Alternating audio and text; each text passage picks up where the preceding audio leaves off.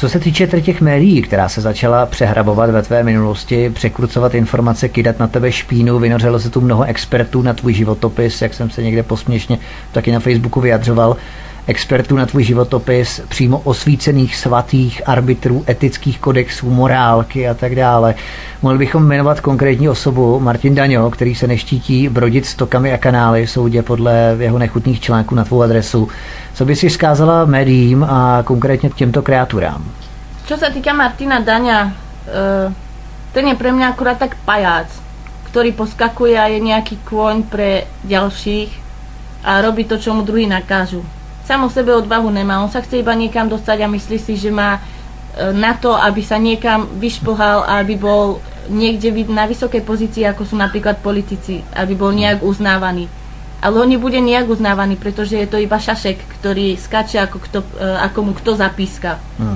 A keď už rozprávame o ňom, tak vlastne týmto by som ho aj chcela vyzvať, keďže ma očierňoval na internete, tak chcem ho vyzvať k tomu, aby sme si online naživo, aby všetci ľudia videli pravdu, povedali z očí do očí to, čo písal on na internete o mne a chcem, aby mi to povedal do očí, tak ako ma označil, že ja som moja mama, čo si zmýlil za prvé meno, ešte aj vek.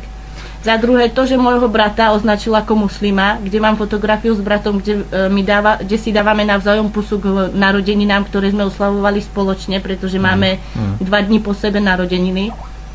A takisto to, že označil môjho bývalého priateľa z Českej republiky, ktorý je Čech, je to podnikateľ, ktorého označil takisto za muslima a popri tom je to úplne normálny občan našej krvi. Takže tímto ho veřejně vyzýváme ke konfrontaci, aby tedy skutečně, když je tak silný, i bez pana Lipšice, aby byl schopen tyto své argumenty obhájit. Áno, určite, pretože chcem, aby ľudia vedeli pravdu a keď niekto o mne klame, tak ja sa o tú pravdu budem biť, pretože chcem, aby ľudia videli, aký to je klamár a pajac, ktorý má iba veľkú hubu cez internet a strúha frajera a popri tom na tom nemá. Ja určite tak je lepšie mať veľkú hubu na internete, ako ísť do ulic a bojovať za národ spoločne.